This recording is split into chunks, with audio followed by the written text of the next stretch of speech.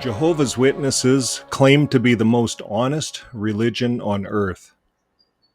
They proudly quote scriptures like Proverbs 6, verse 16, which says that Jehovah hates a lying tongue, and Revelation 21, verse 8, which says, all liars will be thrown into the lake of fire.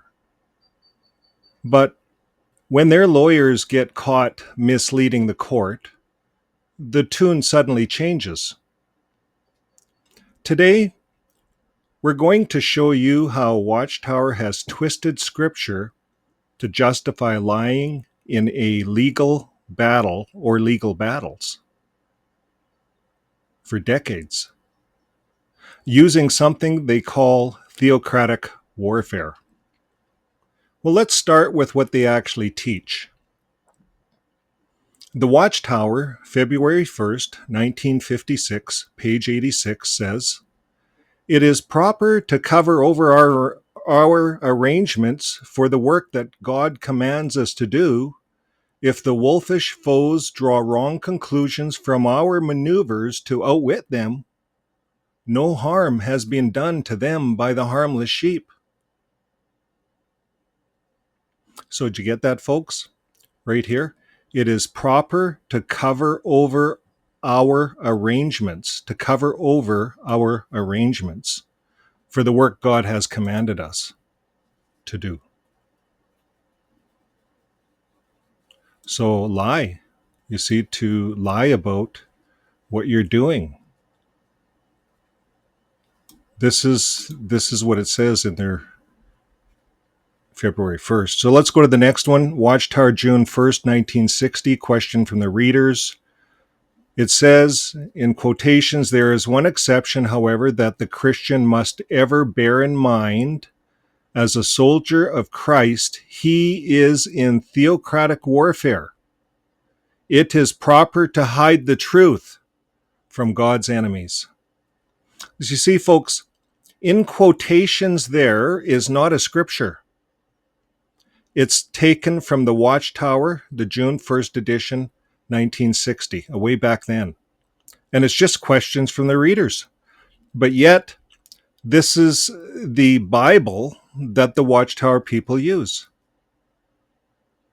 You see, when you go to court, well, all you have to ask is the court system, the lawyers on the other side, are they God's enemies? They'd have their little meeting, and another guy would say, well, they're not Jehovah's Witnesses. And then the other guy would say, well, yes, they're God's enemies. You see, here in the Watchtower, it says, as a soldier of Christ, we are in theocratic warfare, and we could hide the truth from God's enemies in court. Well, wherever, in this case, in court. So then they go to the Watchtower, December 5th, 1993, page 25 edition, and it says there, while malicious lying is wrong in Jehovah's eyes, so they agree it's wrong, lying. Well, you see how they qualified it? Malicious lying. So they didn't say, while lying is wrong in Jehovah's eyes. They threw the word malicious in there. And then they go on to say a person is not obliged to divulge truthful information to people who are not entitled to it. So we're in the little room, bunch of JWs, we're going to go to court. And, well, what should we say when we get onto the stand? And they pull up the Watchtower, December 15th, 1993. And it says, well, we're not doing anything malicious. It says, a person is not obliged to divulge the truth to people who are not entitled to it. So, come on, guys. These people that are suing the Watchtower, are they entitled to the truth? They're suing God's organization. They're suing the faithful, discreet slave. They're suing Brumley, our hero. These guys are not entitled to the truth. You see, and this is how they use it. This is nothing from the Bible, folks. This is from their Bible. Their Bible is called the Watchtower, and there's many, many articles. There's thousands and thousands of articles. But this becomes the Bible, searchable on JW.org.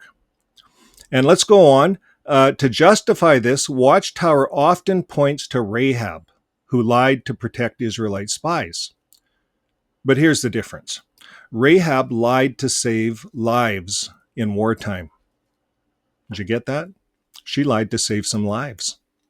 And Watchtower lies in court to protect its reputation, assets, and policies that hurt children.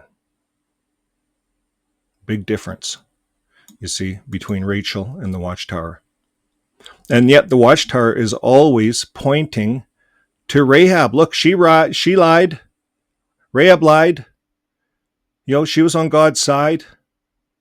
But you see, let's look at the whole story, folks. She lied to save lives. Big difference.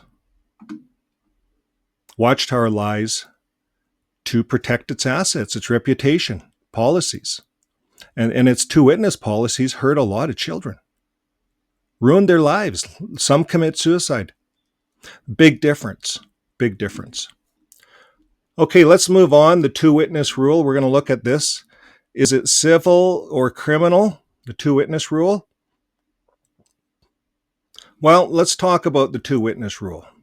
Jehovah's Witnesses claim that a person cannot be disfellowshipped or punished internally unless there are two eyewitnesses to the wrongdoing. Are we not all in agreement of that? If you're an ex-JW, or even if you're a JW and you're just, sneaking online and, taking a look at what these guys are saying. But isn't that what we were all taught? I was one for 30 years. I was taught that. Let's read it again. Let's talk about it. Jehovah's Witnesses claim that a person cannot be disfellowshipped or punished internally unless there are two eyewitnesses to the wrongdoing. Yeah, I witnessed that myself as a JW over those years. So that is true.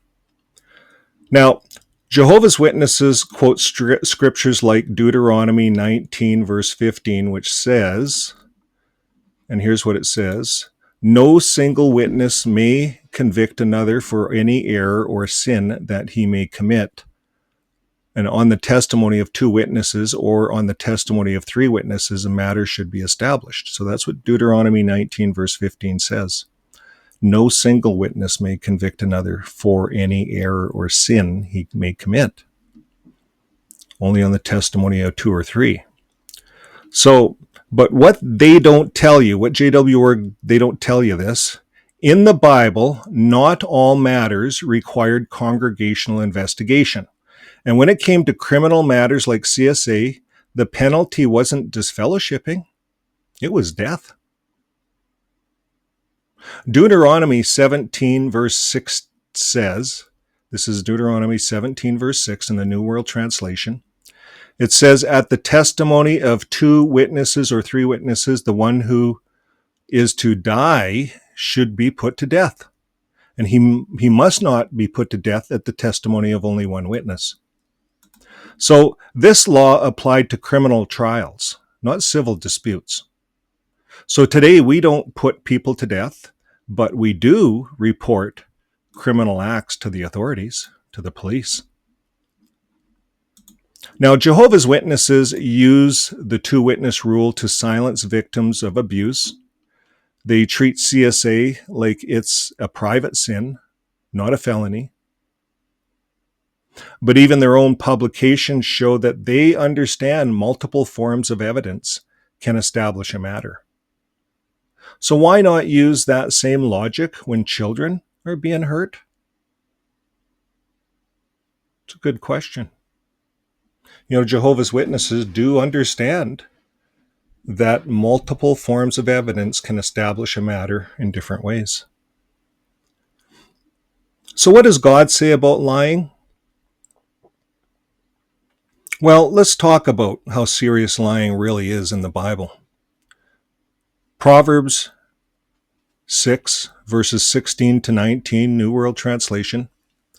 There are, there are 6 things that Jehovah hates. Yes, 7 things that he detests. A lying tongue, a false witness who lies with every breath, and anyone sowing contentions among brothers. Did you get that? Jehovah hates these things: a lying tongue and a false witness who lies with every breath. A false witness. So was Brumley not a witness in that Montana case? Did he not sign his name to the document that said that the governing body has no business? They do no business in Montana. That'd mean that they would own no property. They would have no control over the people. They tried to present themselves as just some publishing company that congregation subscribes to, but they're not liable for anything to do with it, how it carries on. That's how they tried to pitch themselves in court. Complete lie. Took 17 months for his lies to go back and forth in motions and so forth from the other party until the judge, Susan Waters, said enough. Enough. And she's seen enough.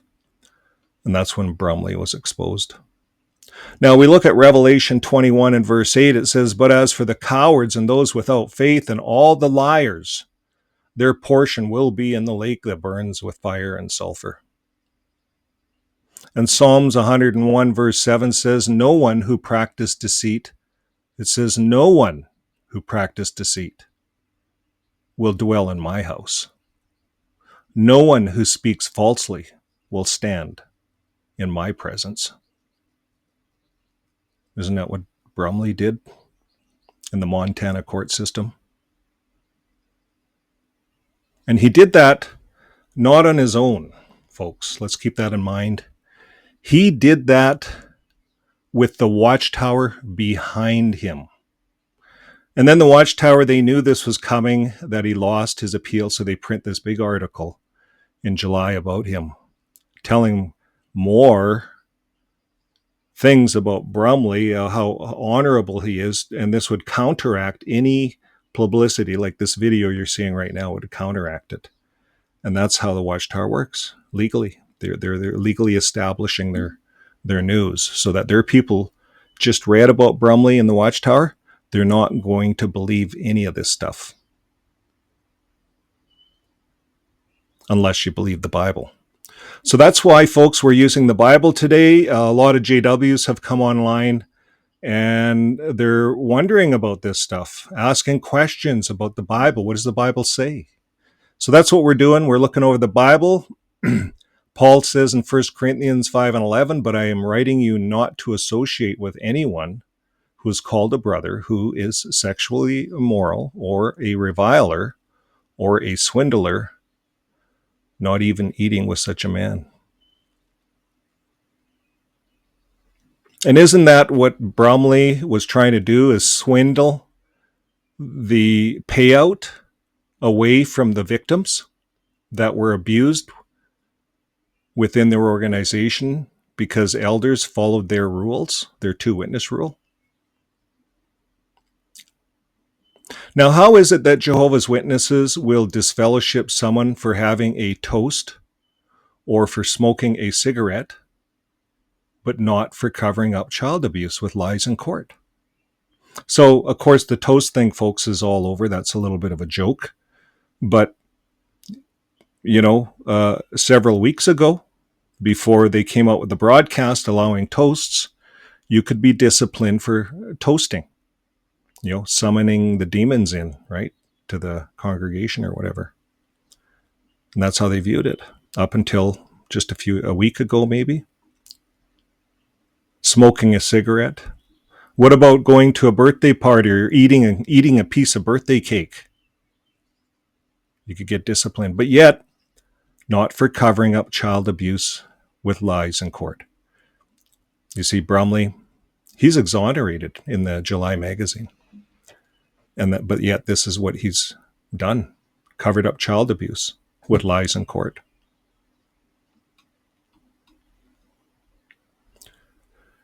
The legal pattern of deception.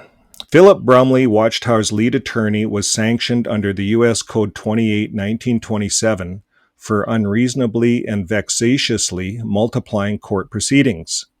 The translation, he wasted the court's time. He wasted the court's time, 17 months. Judges found that the Watchtower intentionally concealed the second database of abuse allegations. Their lawyers delayed, misled, and manipulated the court and got caught. This isn't one bad actor. This is Watchtower policy. It's theocratic warfare in action. But what does the Bible actually say about those who lie to protect an organization? Well, it says, woe to those calling bad good and good bad. Woe to those calling bad good and good bad. Isn't that what Watchtower is doing? They're making CSA okay. Isaiah 5:20, that's what it says. Woe. And it says, he who justifies the wicked, both are detestable to Jehovah. So this is a warning to all the JWs watching. He who justifies the wicked, both are detestable to Jehovah. Proverbs 17 and 15.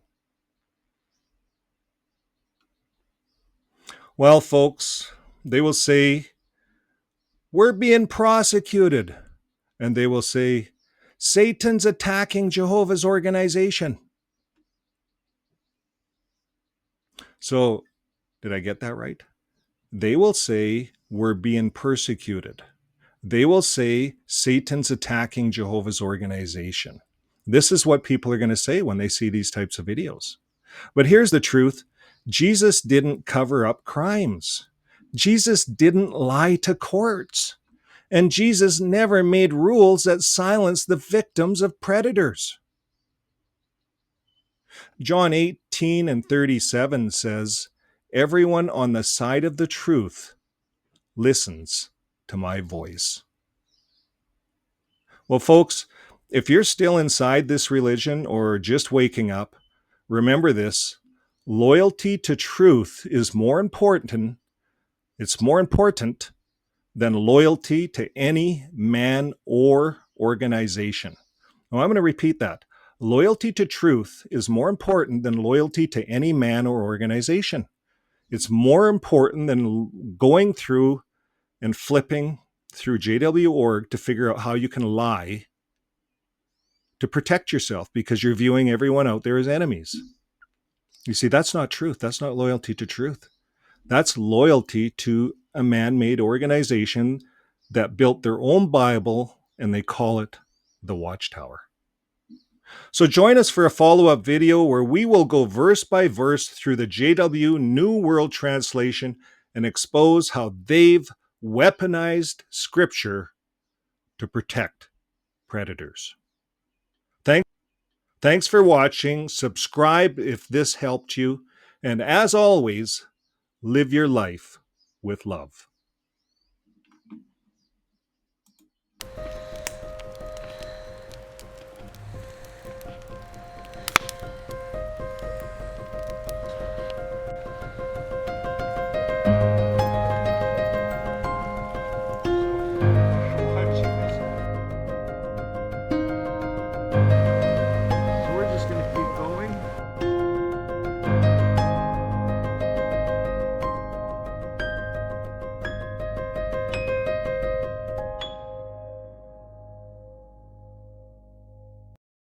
Check, check, check one, check two, check, check.